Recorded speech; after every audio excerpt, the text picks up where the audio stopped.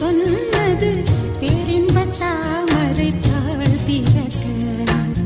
ஐந்தடி உடல் நிலை மெய் மறக்க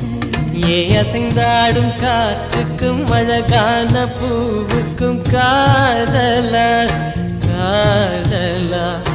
அலையாடும் கடலுக்கும் அது சேரும் மணலுக்கும் காதலா